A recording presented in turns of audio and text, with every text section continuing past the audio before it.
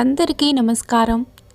ఈరోజు చెప్పబోయే కథ నాన్నకి రెండవ పెళ్ళి. ఇక కథలోకి వెళ్దాం. నీరజ, ఇలా రా. ఏమిటండి, స్టవ్పై కూర పెట్టాను, ముందు ఆ కూరని ఆఫ్ చేసిరా అంటాడు అరవింద్. గబగబా పొయ్యి మీద కూరని ఆపి వచ్చింది నీరజ. ఇప్పుడు చెప్పండి. నాన్న ఊరి నుంచి ఫోన్ చేశాడు అర్జెంటుగా రమ్మని. అదేంటండి, 2 రోజులు చూసుకుని మామయ్యే వస్తారని చెప్పారు కదా, మరి ఇప్పుడేంటి ఇలా అంటున్నారు? మామయ్యకి ఏమైనా జరిగిందా? తను బాగానే ఉన్నారు కదా అని కంగారుగా అడుగుతుంది నీరజ. ఏమోనే, అక్కడికి వెళ్ళి చూస్తే కానీ తెలియదు. ఒకసారి బావగారికి ఫోన్ చేసి కనుక్కోండి. ఆ పని కూడా అయ్యింది. అన్నయ్యని కూడా అర్జెంటుగా రమ్మన్నాడంట నాన్న. విజయవాడ నుంచి అన్నయ్య వదిని కూడా బయలుదేరారంట. ఇక్కడి నుంచి మనిద్దరిని కూడా రమ్మన్నాడు. బయలుదేరు, పిల్లలు కాలేజీకి వెళ్తున్నారు కదా, వాళ్ళని పక్కింటి సరోజనక్కకి చూసుకోమని చెప్తానులే. ఇక బయలుదేరు. అలా హైదరాబాద్ నుంచి నీరజ అరవిందులు బయలుదేరుతారు. మరుసటి రోజు ఉదయానికే చేరుకుంటారు జన్మస్థలానికి. రామయ్య కొడుకులు రాక కోసం ఎదురు చూస్తూ గుమ్మం దగ్గర వాళ్ళు కుర్చీలో కూర్చున్నాడు. సరిగ్గా 2 కొడుకులు ఒకేసారి ఇంటికి చేరుకున్నారు. ఇంటిలో అడుగు పెట్టగానే, ఎందుకు నాన్న ఇంత అర్జెంటుగా రమ్మన్నావు? నీకు ఏమైనా జరిగిందా? నీ ఆరోగ్యం బాగుందా అని ప్రశ్నిస్తారు. తండ్రి రామయ్య, మీ ప్రశ్నలకు కారణం చెబుతాను, కాసేపు ఆగండి. రామయ్య, శకుంతల ఇలా వచ్చి ఇక్కడ నిల్చో అంటాడు. కొడుకులు కోడళ్ళు ఆశ్చర్యంతో కూడిన అనుమానపు చూపులతో చూస్తారు. ఆవిడ ఎవరు నాన్న అని కొడుకులు అడుగుతారు. ఆమె పేరు శకుంతల.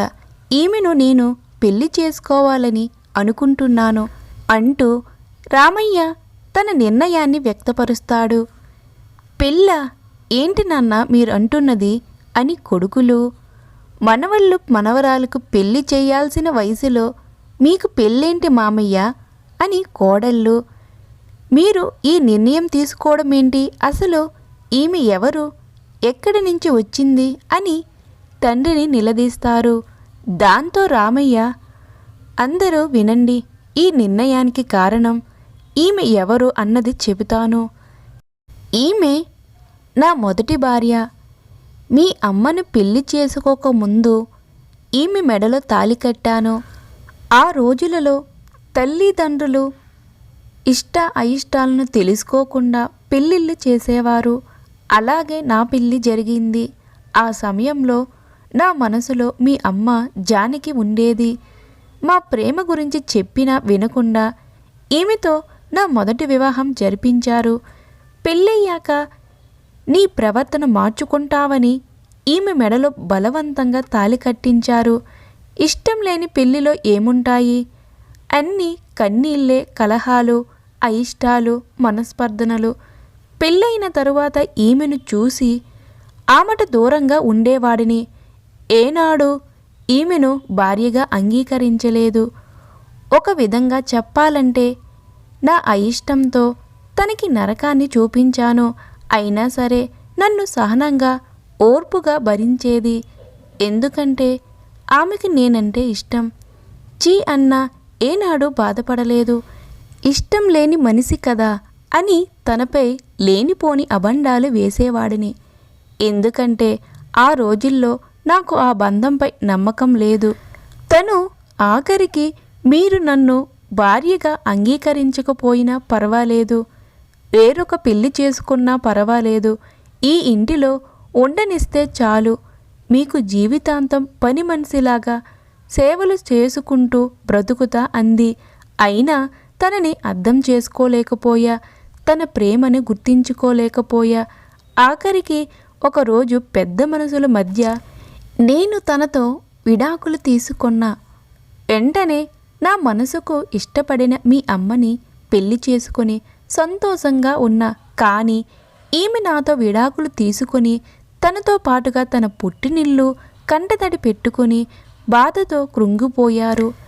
విధి ఆడిన వింత నాటకంగా తనకి మరో పెళ్లి చేశారు. దాంతో తన జీవితం నరకానికి దారి తీస్తుందని నాకు మొన్ననే తెలిసింది. మొన్న మీ దగ్గరికి వచ్చి 10 రోజులు ఉందామని బయలుదేరా. వైజాగ్లో విజయవాడ బస్సు ఎక్కా. కిటికీ దగ్గర సీట్లో కూర్చున్నా. ఇంతలో కిటికీలో నుంచి ఏమండి పళ్ళు కొంటారా అని ఆడగొంతు శబ్దం వినపడి ఏమిటని చూస్తే శకుంతల. ఆ సమయంలో శకుంతలను చూసి నాలో బాధతో కళ్ళలో కన్నీళ్లు వచ్చాయి. వెంటనే ఏమీ ఆలోచించకుండా బస్సు దిగి ఆమె దగ్గర వెళ్ళాను. ఆమె నన్ను గుర్తుపట్టి ముఖం చూపించుకోలేక తలదించుకుని నిర్ఘాంతకపోయి మౌనంగా నిల్చుంది. నేనేమో ఆశ్చర్యంతో కూడిన బాధతో ఏంటి శకుంతల ఇక్కడ ఇలా?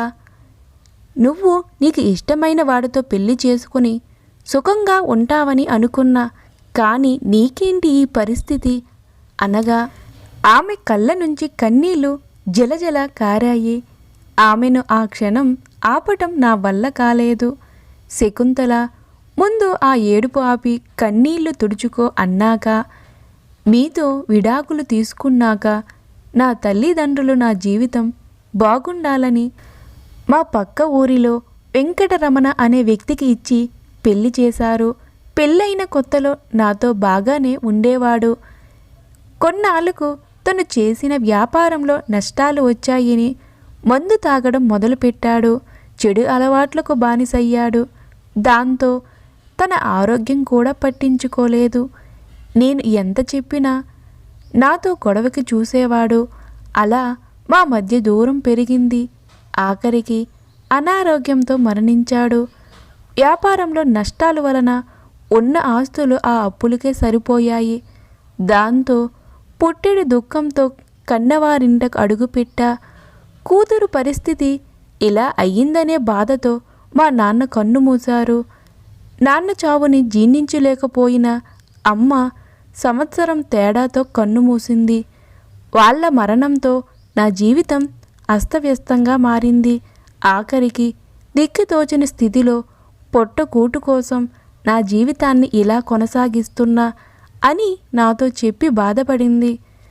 శకుంతల కథంతా విన్న నాకు మనసు భారంగా మారి నోట నుంచి మాట రాక ఇదంతా నా వల్లనే అని అప్పుడే ఆ క్షణమే నిర్ణయించుకున్నా. నా తప్పును సరిదిద్దుకోవాలని అనుకున్నా. వెంటనే శకుంతలని నాతో పాటుగా తీసుకుని వచ్చా. తన బాధాకరమైన తన గతాన్ని విని నా తప్పును సరిదిద్దుకోవాలనుకున్న మీ తండ్రి తాపత్రయాన్ని మీ మనసులో పెట్టుకుని మీ నిర్ణయాన్ని చెప్పండి. తండ్రి చెప్పిన దాని విని కొడుకులు కోడళ్ళు ఒకరి ముఖాలు ఒకరు చూసుకుంటూ వాళ్ళ నిర్ణయాన్ని చెప్పలేని స్థితిలో ఉంటారు. నాన్న, నువ్వు చెప్పింది విని బాధ కలిగినా జరగబోయేది తలుచుకుంటేనే భయంగా ఉంది. ఈ వయస్సులో పెళ్ళంటే సమాజం దృష్టిలో తలదించాల్సిందే. ఊరు వాడై కోడై కూస్తుంది. ఇది ఒక వింతగా గుర్తిస్తుంది. రేపటి కాలంలో మేము సమాజంలో తలెత్తుకుని తిరగలమా? ఇది మనల్ని తలదించుకునే విషయంలా అనిపిస్తుంది. ఇంతలో పెద్ద కోడలైన సుమిత్ర, మీరు ఆగండి. ఈ వయస్సులో మామయ్య పెళ్లి చేసుకోవాలనుకున్నారంటే తన తప్పును సరిదిద్దుకోవాలన్న ఉద్దేశమే కదా. తనకు తెలియదా సమాజం గురించి? అయినా తన జీవితంలో జరిగిన సంఘటన మన జీవితంలో జరిగితే మనం ఏ నిర్ణయం తీసుకుంటాము? ఆమె జీవితంలో ఎప్పుడూ సంతోషానికి నోచుకోలేదు. చెప్పాలంటే మామయ్య వలన తనకి ఎంతో నష్టం జరిగింది. అలా మనలో ఎవరికైనా జరిగితే అప్పుడు మన పరిస్థితి ఏంటి చెప్పండి? పాపమండి. ఒక ఆడదానిలా చెబుతున్నా జీవితాంతం తనకు కష్టాలు పడాల్సిందా? ఆ దేవుడు తన తప్పు సరిదిద్దుకోవటానికి మామయ్య దృష్టిలో ఈమెను పడేట్టుగా చేశాడేమో. పైగా మామయ్య ఒంటరిగా ఈ పల్లెటూరులో ఉంటున్నారు. మనమేమో అక్కడ ఉంటున్నాం. ఈమె మామయ్యను చూసుకోవడానికి తోడుగా ఉంటుంది ఇక్కడ. అయినా మీరే అన్నారు కదా మామయ్య గురించి, మా నాన్న ఎన్నో కష్టాలు పడ్డాడు, ఎన్నో త్యాగాలు చేశాడు తమ్ముడిని నన్ను చదివించటానికి. అదే ఒకసారి మీ కాలేజీలో మీ ఫీజు కట్టడం కోసం ఊరి నుంచి నడిచొచ్చాడు మా నాన్న అని. ఆయన ఆ క్షణం చూసిన నాకు ఒక తండ్రి తన కొడుకు కోసం ప్రాణాలైనా పెడతాడని అర్థమయ్యిందని, ఆ నిమిషం నాన్న చేతులు పట్టుకుని మనసారా ఏడ్చానని చెప్పారు కదా. మరోసారి మీ తమ్ముడికి సైకిల్ కొనటానికి తను 2 రోజులు భోజనం చేయకుండా టౌన్కి వెళ్ళి కష్టపడ్డాడని, ఇంత చేసిన మామయ్యకు కొడుకులుగా తన మాటని కాదంటారా? ఆ రోజు తను చేసిన తప్పును ఇప్పుడు మీరు చెయ్యకండి అంటుంది. చిన్న కోడలైన నీరజ కూడా అక్క అన్నది నిజమేనండి. ఒక ఆడదానిగా సాటి ఆడదాని మనసు మాకు అర్థమయ్యింది.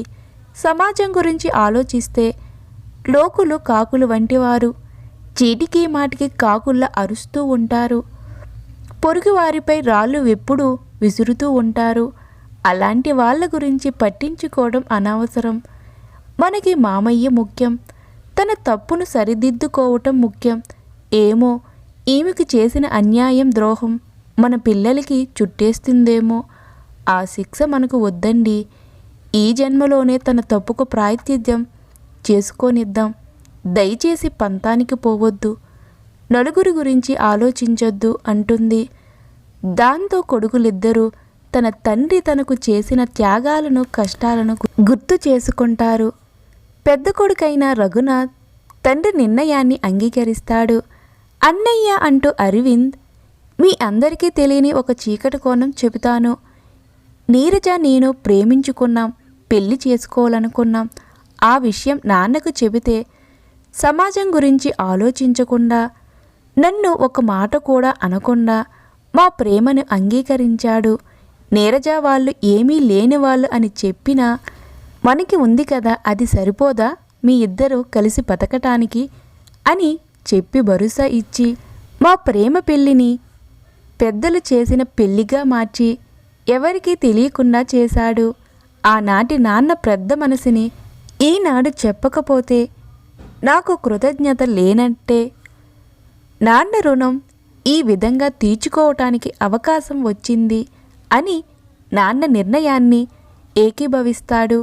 అలా కొడుకులు, కోడళ్ళు నలుగురితో సంబంధం లేకుండా దగ్గరుండి బ్రతికుండగానే తండ్రి రుణం ఈ విధంగా తీర్చుకుంటున్నారని ఊరంతా అనుకునేట్టుగా తండ్రికి 2వ పెళ్లి చేస్తారు. దాంతో రామయ్య గారి మనోవేదనకు ఊరట కలిగింది. తప్పు చేశాననే ఆలోచనకు స్వస్తి పలికింది. మనస్ఫూర్తిగా శకుంతలను తన భార్యగా ఇన్నాళ్లకు స్వీకరించారు. తనని ఈ ఆఖరి రోజుల్లో సంతోషంగా చూసుకోవాలని నిర్ణయించుకున్నారు. తను కూడా రామయ్యను భర్తగా, తన కడుపును పుట్టకపోయినా రామయ్య గారి పిల్లలను తన పిల్లలుగా భావించి ఎనలేని సంతోషంగా ఉండి ఇన్నాళ్ళకి తన జీవితంలో వెలుగులు చోటు చేసుకున్నాయి. పిల్లలు కూడా మనస్ఫూర్తిగా శకుంతల గారిని తల్లిగా భావించి అమ్మని పిలవటం మొదలుపెట్టారు. అలా రామయ్య గారికి 2వ పెళ్లి జరిగి ఇల్లంతా కలకలలాడుతుంది. ఈ చక్కటి కథానిక మీకు నచ్చిందని అనుకుంటున్నా. రామయ్య గారి 2వ పెళ్లి సరైనదా లేదా అన్న విషయంపై మీ ఉద్దేశాన్ని ప్లీజ్ కామెంట్ బాక్స్లో కామెంట్ చేయండి. మరో విషయం, please watch my videos, like and share and subscribe.